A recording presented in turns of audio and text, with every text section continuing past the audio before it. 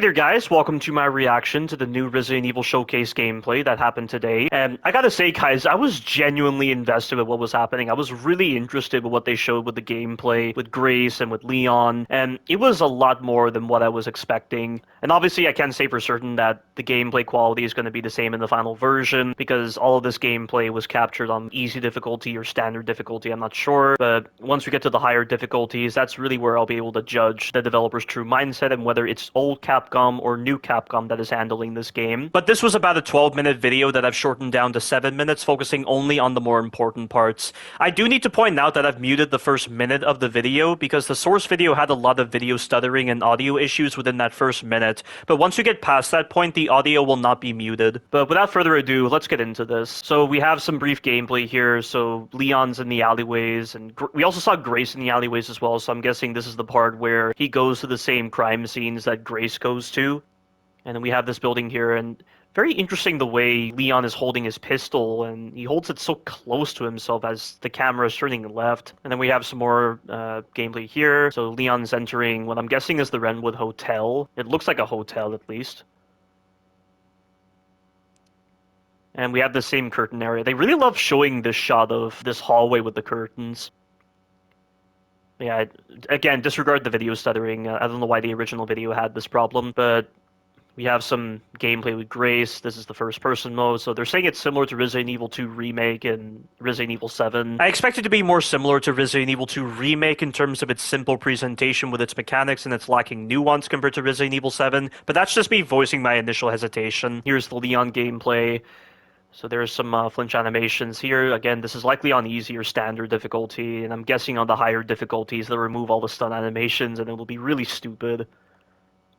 So there's the option for the melee attack, but unfortunately there's no option to perform an axe execution from the front. So they've inherited that dumb design from Resident Evil 4 Remake, where you had to arbitrarily get behind a stunned enemy to do the knife execution. And the only ways you could do knife executions from the front were when you knocked enemies into walls or made them kneel from hits to the leg, giving you only a split second to perform the execution before the prompt disappeared. It made no sense why they didn't let you do knife executions from the front when the durability system was a thing in Resident Evil 4 Remake, so you had to waste time awkwardly getting behind an enemy to do the execution, and I see it's likely going to be the same in this game. If Evil Within gave you the ability to perform knife executions from the front, why not Resident Evil 4 Remake and Resident Evil Requiem? It doesn't make sense. So for some reason, after Leon does a kick, he does this whole animation of warming himself up and doing minor jumps. He's never done an animation like this in the other games. I hope it doesn't delay you from moving, because if it does, this can serve as a cheap way for the zombies to attack you. Much like how in Resident Evil 2 Remake, whenever you broke your knife, you couldn't sprint for a second, which was dumb. And that right there is really cool as well. So they've brought back the context-sensitive melee attacks from Resident Evil 6. Only they seem to have improved upon such context-sensitive animations, because in Resident Evil 6, such animations would trigger if the enemy was between yourself and the wall, but if you and the enemy had your sides to the wall, the animation wouldn't trigger. But it looks like the developers have accounted for that by having Leon do a dynamic animation where he pushes the zombie to the side and into the wall. So they've basically added more dynamic animations to improve the context by which such an animation is triggered. But that being said, I do question if this can get in the way of the gameplay, because what if you want to perform a crowd control roundhouse kick and Leon does this context sensitive animation instead? I feel like some new problems may be introduced by these dynamic animations, but we'll have to see once the game releases. We also have some more gameplay here. So it looks like you have to shoot both of the legs this time in order to make the zombies kneel, which is a bit awkward.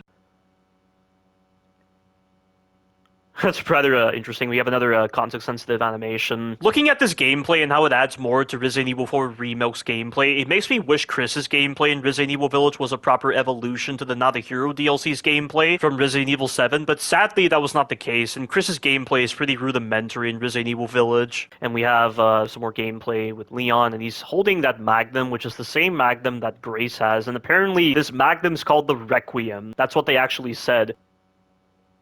That gap between tension and release, I've got to incorporate that into my lexicon and into my writing with the later retrospectives, because I really feel that sense of tension and release with other Resident Evil games. But this right here, They brought back the antique coins from Resident Evil 7. So Koshi Nakanishi really likes those antique coins. I like the antique coins as well in Resident Evil 7 as a more grounded form of currency. And the antique coins actually served a purpose in Resident Evil 7 for allowing you to gain access to the Scorpion Key on Madhouse difficulty, and could gain access to other things. Like, it was a really cool idea.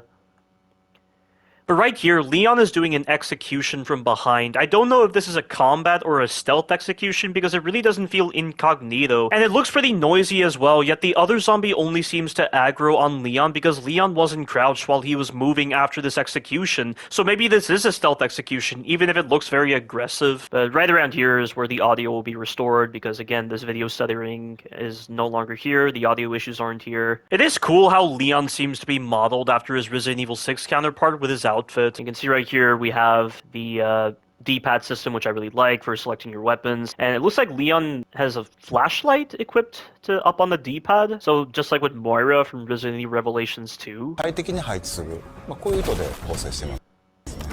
Now, this right here is confusing. I don't know how these animations are triggered. Like, you can apparently do these cammed animations with your gun, almost like you're performing another context-sensitive melee attack, like in Resident Evil 6. Like, you know how when you do melee attacks against enemies that are stunned twice, or against enemies with weapons, and it puts you into these cammed animations where the camera is zoomed in on Leon while he's performing these melee attacks? So it looks like you can just do those spontaneously. It's cool. I like the idea of this. I just don't know how it works.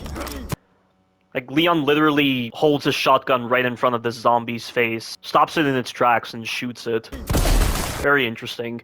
I don't know if that's some kind of finisher animation. Like, you know how in the Batman Arkham games, when you're down to the last enemy and you hit square, Batman does a cammed animation of finishing off the enemy. Like, the camera just zooms in on Batman from a fixed position, and Batman just finishes off the enemy. Like, I wonder if this kind of animation only triggers when you're down to the last enemy.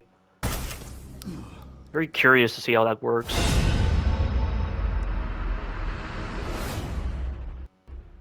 レオンとグレース2人とも主人公なんですけども、ストーリーとしては基本的には一つ。 Story itself is unified, so I'm guessing they're taking an approach similar to Resident Evil Revelations, where you have Jill, you have Grinder, you have Chris, you have Parker, and they're all part of the same story, so it's like that. ストーリーの中でプレイヤーキャラがグレースになるパートがあって、またレオンがプレイするパートがあると。Yeah, just like in Resident Evil Revelations. そういう構成になってますね。バイオ6の後のレオンの続きですけど、レオンはレクイエムの段階でも DSO のエージェントとして、バイオハザードテロと世界のね戦い続けてるってことになってます。彼はたくさんの悲劇を見てきた。おそらく彼今回過去一追い Pushed to his limit. I'm not really sure how he'll be pushed to his limit. There's no way the threats that Leon will be facing in this game can compare to the threats he dealt with in Resident Evil 6. I mean, he dealt with Simmons, who transformed into a dinosaur and an amalgamation of insect species. And they were very massive forms, so how will he be pushed to his limit exactly? I mean, what BOWs will actually push him to his limit in this game? 詰められることになると思うんで、その辺も注目してほしいなと思います。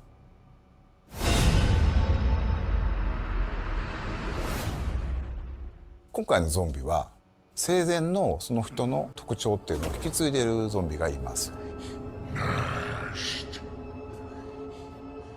例えばこの館の中で掃除係の人がいるんですけども、その人はゾンビになってもひたすらこう屋敷をきれいにしようとね。I was of the belief she was smashing her face into a mirror. I didn't realize she was cleaning it. 掃除数で出るんですよ。このようにいろんなこう生前の行動に執着するゾンビがいて、ゲームでは彼ら Well, did you see his hand go through his head? That looked a bit weird. I'm guessing they're still refining those animations. Like, you literally saw his hand go right through his head. It's so weird. ゲームでは彼らの行動を観察して、うまくかわすのに利用したり倒すのに使うと、こういったことができるようになってます。I don't know why you're saying dodge. You should be saying avoid because it's stealth gameplay that they're showing.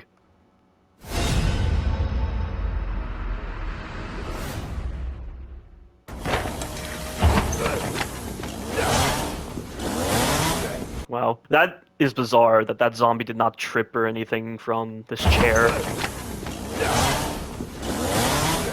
think I want a second opinion.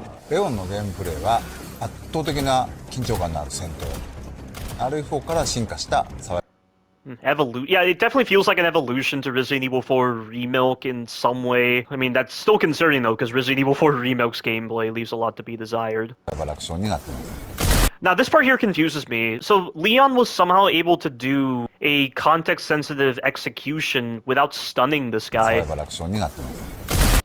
That's interesting. See, like, again, I don't understand how this works. Is it because this is the last enemy around? Like, how exactly does the player trigger this? Is this something only reserved for the easier difficulties? Or is it something that you can do anytime? It's puzzling. I'm not really sure how this works with being able to immediately put an enemy into an execution without stunning them. And you can even see here, like, Leon is holding his head back, and then he actually goes in there and fires his gun. So it's not like some counter animation. Something is allowing Leon to do this, and I have no idea what it is.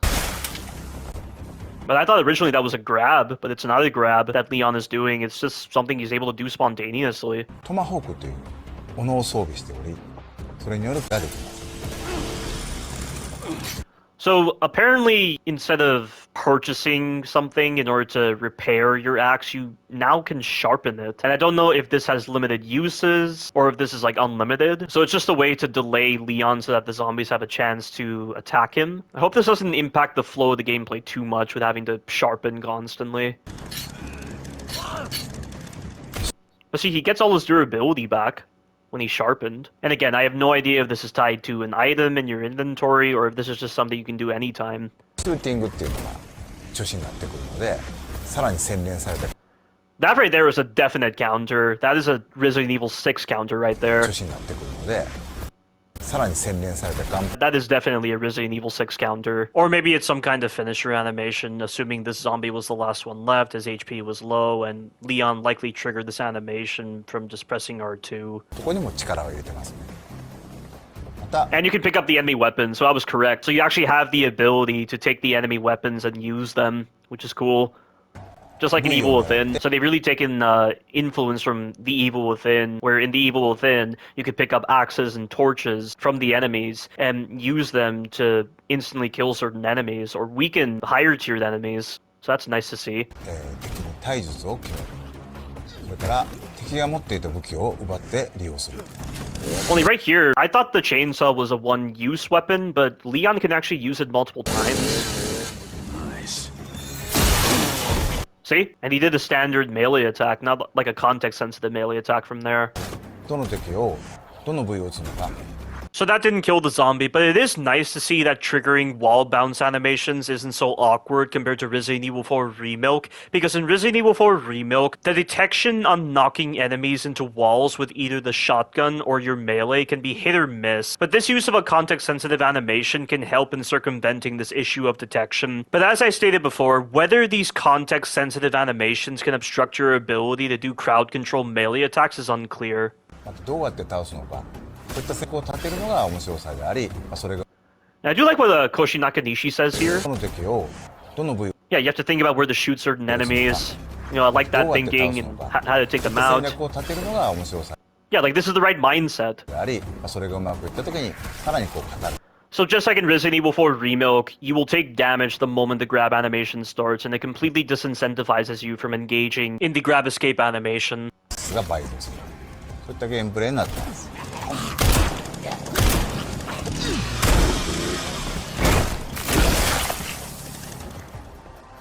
グレースのゲームプレイは閉鎖空間の中を、投資弾薬脅威となる敵その中をもう恐る恐る考えながら動くっていうのが面白さだと思ってるんですけどもグレースでは敵を倒すべきか逃げるのかそこの判断も非常に重要になってきています。 Definitely interesting for Grace to do more stealth gameplay. なので、レクイエムではそのためのさまざまな手段を用意しています。それほど重火器いっぱい出てくるわけではないんですけども一つこう象徴的な武器としてレクイエムというそのままタイトルを名を冠した武器が出てきます。この大口径の武器は Why are they saying an assault revolver? Is there really such a thing as an assault revolver? I'll have to ask one of my subscribers that, because it should just be called a magnum. It functions mechanically like a magnum. Why are they saying assault revolver? 弾数ほどないんですけどここぞという時にグレースを救ってくれる頼りになる武器になってます。 And they make it seem like it's specific to Grace, but Leon uses the same assault revolver. 実はクラフト要素も少しひねりを入れてまして、そのアンポルを作るためには完成したゾンビの血が必要になります。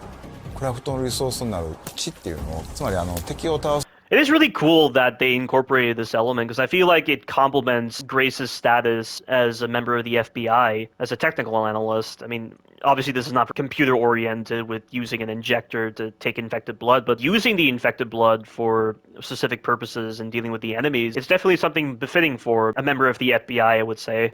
のにもまた意味があると。 Yeah, so here we have escape the care center, unlock the door in the central hall, find and place the corpse, take the child to the puzzle box. So we see in Grace's inventory, she has the pistol, she has the requiem, pistol ammo, the syringe, scrap, and a green herb. そういう意味でより RS スタイ And they say it's more like Resident Evil 2 Remake, but I don't really see how. I mean, using infected blood like this, I mean, we've never done that in Resident Evil 2 Remake. So we have handgun ammo that you can craft with the infected blood. I'm not really sure how infected blood can be used for crafting handgun ammo, but you combine it with something else in order to make the ammo. ルのゲームを深め And then we have the hemolytic injector, so it's a special drug that destroys infected blood cells, and we see it demonstrated later on. Honestly, seeing the hemolytic injector, it gave me Dino Crisis vibes, because I remember in Dino Crisis, you had the ability to form poison darts from resuscitations that would instantly kill certain dinosaurs. It's a cool idea. るような工夫っていうのは And also it says right there, prevents corpses from mutating, so something akin to Crimson Heads or Bloodshots are returning in this game, because we had the Crimson Heads from Resident Evil 1, which were really pointless, honestly, because you never dealt with the enemies whatsoever in Resident Evil 1. Did Resident Evil 1 even have enemies? I mean, they felt more like hurdles you just jump over in the Olympics, and you never dealt with Crimson Heads aside from the Elder Crimson Head. That was such a pointless mechanic to introduce in Resident Evil 1. But in Resident Evil 6, obviously the mutated zombies actually served a purpose, because they could mutate into Bloodshots, specifically the red zombies that you encountered in chapters 1, 2, and 3 of Leon's campaign, and you had to dispatch them using your guns. If you damaged them with your melee attacks, they would mutate, but you could then finish them off with a counter by countering their jump attack, which would instantly kill them, which was really cool, and they were very vulnerable to incendiary grenades as well. So I question what these mutated enemies are going to be like, and will Leon have to deal with mutated enemies as well? Like, how is this going to work exactly? Please don't tell me it's going to be like Resident Evil 1 Remake, where you aim your shotgun and it doesn't decapitate the enemy because it's all down to percentages. It's to give the enemy a chance to mutate because, you know, the developers felt bad for the zombies, so they wanted to put in some kind of arbitrary percentage value that disincentivizes you from using your guns even further. It's one of the other designs from Resident Evil 1 Remake that just made you favor knife only, and doing Resident Evil 1 Remake knife only is the only way to play. Using the guns is such a waste of time in Resident Evil 1 Remake. If you have to use the guns, you're effectively playing on New Game Plus at that point. Like, it just didn't feel right using the guns whatsoever, and that's why I never dealt with Crimson Heads. That's why this mutation mechanic was so pointless in Resident Evil 1 Remake. It's so funny how, in Resident Evil 1 Remake, whenever you destroy the zombie's legs and they grabbed your leg to bite you, you could stomp their head and instantly kill them. But if the characters are capable of stomping zombie heads and destroying them completely, why do they not do the same when they incapacitate zombies? It's so silly in Resident Evil 1 Remake. There better not be something as stupid as that in order to force you to use some other mechanics to prevent corpses from mutating. I mean, obviously it probably won't be as big of a deal in the case of these hemolytic injectors or with other mechanics in Resident Evil Requiem, because I expect it to be more optimized and have more sense compared to Resident Evil 1 Remake, but it's still a question worth bringing up. アクションに入れてますね。 You have to wonder why Leon and Claire didn't do stealth executions against the zombies in Resident Evil 2 Remake. If Grace, an FBI technical analyst who's an introvert and probably doesn't have the best combat experience compared to a rookie cop, she's able to perform stealth executions on zombies. That is too funny. So Grace definitely has more balls compared to Leon and Claire, their first time encountering BOWs in Resident Evil 2 Remake.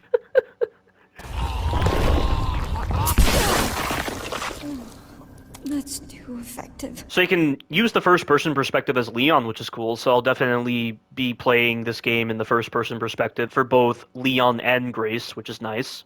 And these can be changed at any time during the game. So nice that they're separate.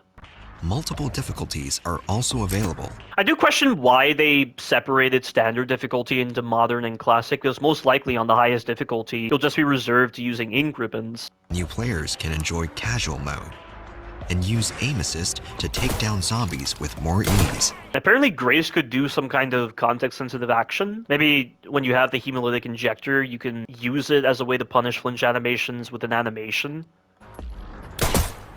But if you choose Standard Classic, ink ribbons will be needed to save the game when playing as Grace. No big deal. And also, it says right there, the Raccoon City lockdown extended to 2040. So I already posted this in the community feed, but there was some newspaper text that was incorporated into the Steelbox edition of this game. And it talks about the Raccoon City lockdown being extended to 2040, which of course complements what the Resident Evil podcast team said, where they mentioned that Raccoon City was under constant lockdown and it was under constant surveillance compared to other areas like Terra Grigia. Obviously, we know those quarantine areas in Val de Lobos and in the Kajuju Autonomous Zone are active in Resident Evil Umbrella Corps. But obviously with Raccoon City, because this is tied to the US government and their relationship with Umbrella, which is probably what this lockdown is related to, honestly, it's why it's still extended to 2040, I'm guessing. This mode is recommended for those who enjoy a tense atmosphere. But it's just standard difficulty. How are you going to get a tense atmosphere from standard difficulty? And then this talks about Elpis. これもねまだお伝えしたいんですけど、実はレオンにはある秘密があって。 So they're saying Elpis is related to Leon, which is confusing because based on the leak that I discussed in the previous reaction I did, Elpis is related to like secret groups that are related to the US government or to Umbrella, like whatever happened in Raccoon City. And Victor Gideon tells Grace that because of her, Elpis can be unleashed, which would give the impression that Elpis is a BOW, but here they're saying that Leon is related to Elpis.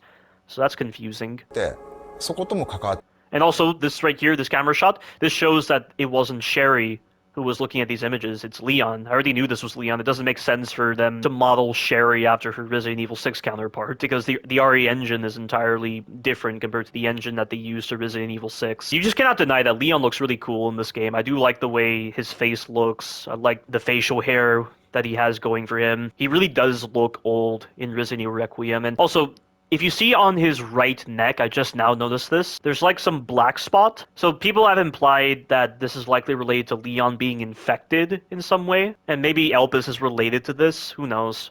とも関わってくる要素だったり。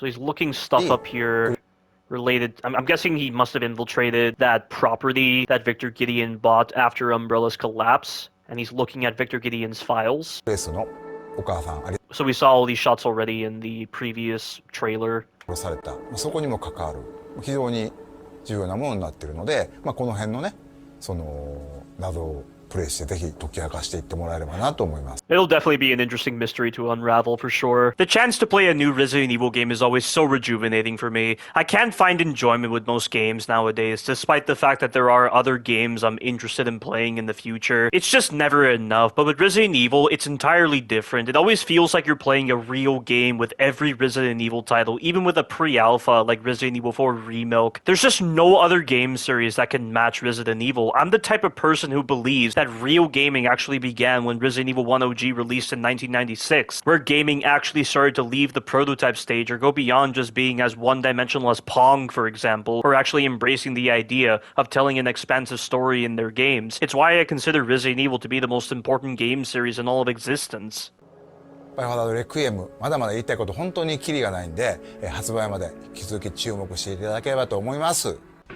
Yeah, so we have this new trailer now that they've shown at the end of this showcase. Why did you kidnap me? Kidnap This building is very interesting. you. We have a typical Resident Evil 2 remake flinch animation. Like, that's literally the same flinch animation from Resident Evil 2 remake. I liberated you. I think I want a second opinion. I think I want a second opinion. Strange how we had to stun the zombie again while it was in a stun animation in order to get that melee attack option. And again, you cannot do axe executions from the front, which is annoying. I seriously do not get why it slips their mind so easily to incorporate an axe execution animation from the front just like in Evil Within. If Evil Within does this, why not this game? I don't get it at all. Opinion. So that right there, he first embeds the chainsaw into the zombie and then kicks it away. So can you then impale another zombie with the chainsaw that's already embedded in the zombie by kicking them away like that? That could be interesting. And that right there is a classic Resident Evil 6 animation. The classic grabbing the zombie by the head and then slamming them against the geometry. That is a definite reference to Resident Evil 6 right there. That is pretty cool. What is happening here?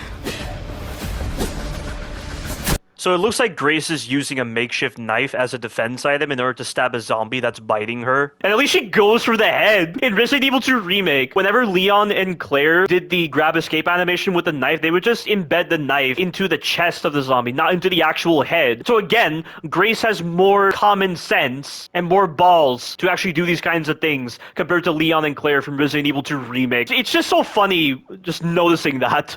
I'll keep our friends busy. I question how many different axe execution animations there are. There seems to be a wide variety of animations this time around. And this right here is strange. This is a massive BOW. Honestly, just looking at this thing's face, it looks very similar to the baby enemy from Resident Evil Village, just the way this face looks. Like, look at that. Is that even a mask, or is that just its actual face? It looks very strange. It's almost like they looked at the Whopper designs from Resident Evil 6, and that's what allowed them to design this particular BOW. This enlarged, inflated BOW. What the fuck? And that's it. That's the end of the showcase right there. So yeah, guys, this was a really entertaining showcase. They've definitely made some strides to try to innovate with this particular title, although it probably won't feel as such once I actually get into Resident Evil Requiem, but we'll have to see. I hope Koshi Nakanishi doesn't disappoint, because Resident Evil 7 is amazing. Let's just hope he doesn't fall from his pedestal like Anpo-san did when the former director of Resident Evil 5 directed Resident Evil 4 Remake. Yeah, I'm definitely hyped for this game more than ever. But that has been my reaction to the recent Resident Evil showcase. Thank you all for watching, and you take care now.